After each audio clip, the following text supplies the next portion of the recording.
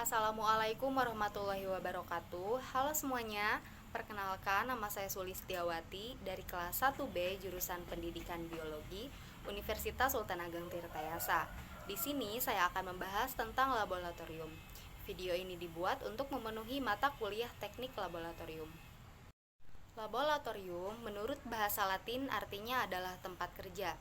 Pengertian laboratorium secara luas yaitu sarana atau gedung yang telah dirancang khusus untuk melakukan pengukuran, penetapan, dan pengujian untuk keperluan penelitian ilmiah serta praktik pembelajaran yang dapat berupa ruang tertutup maupun ruang terbuka. Fungsi dari laboratorium itu sendiri yaitu untuk memberikan peningkatan pengetahuan, keterampilan, serta penumbuhan sikap. Selain dari fungsi yang telah saya jelaskan sebelumnya, laboratorium juga berperan sebagai penunjang pembelajaran, tempat pameran alat peraga, dan juga sebagai media pembelajaran. Selanjutnya, kita akan membahas tentang desain laboratorium. Setiap laboratorium memiliki desain yang berbeda-beda, tergantung pada jenis lab yang dibutuhkan dan juga tingkatan pendidikan. Seperti pada tingkatan sekolah dasar sampai menengah, jenis lab yang digunakan yaitu berdasarkan mata pelajaran seperti lab kimia, biologi, fisika, dan lain sebagainya. Sedangkan pada tingkatan perguruan tinggi, jenis lab yang digunakan yaitu berdasarkan cabang ilmunya, seperti lab fisiologi, lab morfologi, lab botani, dan lain sebagainya. Guna mengefisienkan tempat, ada pula jenis lab yang difungsikan sebagai ruang kelas. Nah, biasanya lab jenis ini itu disebut dengan Science Classroom Laboratory. Sekarang kita akan melihat desain laboratorium fisika dan juga biologi, dan juga kita akan menganalisis apa saja perbedaan-perbedaannya. Ini dia contoh desain laboratorium fisika, di mana dimensi ruangnya kurang lebih 8,5 cm dikali 8,5 cm dengan kapasitas 32 siswa ditambah 1 atau 2 orang guru. Mari kita lihat perlengkapannya. Untuk perlengkapannya bisa kita lihat ada meja demonstrasi, meja kerja siswa, lemari penyimpanan, stasiun layanan, bak cuci, papan tulis, penyedot udara, dan yang terpenting alat pemadam api. Sekarang kita ada di contoh desain laboratorium biologi dengan dimensi ruang kurang lebih sama seperti lab sebelumnya yaitu 8,5 cm dikali 8,5 cm dengan kapasitas 32 siswa ditambah 1 atau 2 orang guru. Nah, untuk perlengkapannya bisa kita lihat yaitu ada meja demonstrasi, meja kerja siswa, lemari penyimpanan, stasiun layanan, kursi, papan tulis, penyedot udara, dan juga alat pemadam api. Selanjutnya, kita akan membahas tentang tata letak laboratorium.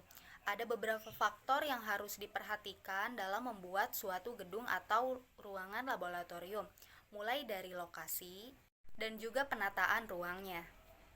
Nah, yang pertama dari faktor lokasi, kita harus memperhatikan yang pertama yaitu arah angin. Nah, arah angin ini ditakutkan ketika ada penyebaran gas berbahaya ke arah pemukiman warga. Lalu yang kedua yaitu jauh dari sumber air dan juga resapan air. Dan yang terakhir mudah dijangkau. Mudah dijangkau di sini artinya jika kita berada pada suatu kondisi yang berbahaya, misal terjadi kebakaran, itu dapat dengan mudah kita langsung bergerak untuk memadamkannya. Selanjutnya ada faktor tata ruang laboratorium. Nah, yang pertama yaitu ruang utama. Ruang utama ini adalah sebagai tempat praktikum, yaitu 70-80% luasnya dari total luas ruangan seluruhnya. Lalu ada juga ruang persiapan, yaitu ruang untuk menyiapkan alat dan bahan yang nantinya akan kita pakai praktikum. Selanjutnya ada ruang penyimpanan persediaan alat dan bahan, ruang gelap, ruang spesimen, dan juga ruang administratif. Fasilitas-fasilitas di laboratorium. Yang pertama ada penerangan. Nah, penerangan ini harus bisa dikontrol atau diubah-ubah sesuai dengan kebutuhan praktikum kita. Yang kedua, ventilasi udara. Nah, penggunaan ventilasi udara yang cukup ini sangat penting karena bahan kimia yang mudah menguap itu bisa berbahaya jika tidak adanya sirkulasi udara. Dan jika dirasa kurang optimal, maka bisa dioptimalkan dengan menggunakan penyedot udara. Yang ketiga, air. Air dengan pasokan yang cukup dan berkualitas, tetapi tetap harus juga memperhatikan pembuangan-pembuangannya. Selanjutnya ada bak cuci yang biasanya terbuat dari bahan porselen atau stainless steel. Lalu ada listrik dan juga meja kerja siswa. Nah, untuk meja kerja siswa ini biasanya panjangnya itu kurang lebih 70-75 cm, sedangkan meja untuk guru itu selalu lebih tinggi daripada meja untuk siswa. Oke, sekarang kita akan membahas tentang orang-orang yang mengelola laboratorium. Nah, pengelola laboratorium ini biasanya terdiri dari koordinator laboratorium, biasanya itu guru atau dosen, dan yang kedua ada laboran atau staf khusus laboratorium. Tugas dari seorang koordinator laboratorium yaitu bertanggung jawab pada pengelolaan dan juga pengembangan laboratorium tersebut. Nah, sedangkan tugas laboran atau staf khusus ini biasanya bertanggung jawab untuk menyiapkan alat-alat dan bahan yang akan dipakai untuk berpraktikum, serta bertanggung jawab pula kepada penyimpanannya. Baik, selanjutnya yaitu anggaran. Anggaran yang dimaksud di sini yaitu suatu proses perencanaan biaya secara sistematik untuk suatu kegiatan. Nah, anggaran ini biasanya dibuat 2-3 bulan sebelum tahun ajaran baru dimulai. Inventarisasi alat dan bahan.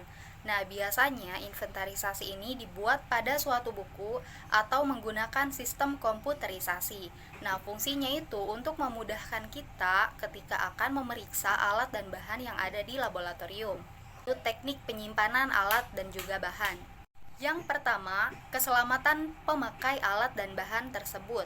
Nah, alat dan bahan tidak boleh disimpan di tempat yang lembab, panas, dan juga bersifat korosif. Alat dan bahan tidak boleh ditempatkan di tempat yang terlalu tinggi karena bisa membahayakan si pemakai. Yang kedua, kemudahan menemukan alat serta bahan. Alat dan bahan harus diberikan label yang jelas serta diletakkan di tempat-tempat tertentu yang tidak berpindah-pindah agar memudahkan ketika kita akan mencari bahan tersebut. Lalu yang ketiga ada frekuensi alat dan bahan. Alat dan bahan yang sering dipakai diletakkan di ruang laboratorium, tempat alat bahan yang digunakan. Nah, misalnya alat serta bahan untuk percobaan biologi disimpan di lab biologi. Begitupun lab kimia, fisika, dan lain-lain. Baik, cukup sekian pembahasan tentang laboratorium yang bisa saya sampaikan. Semoga bermanfaat untuk kita semua. Kurang dan lebihnya mohon maaf. Wassalamualaikum warahmatullahi wabarakatuh.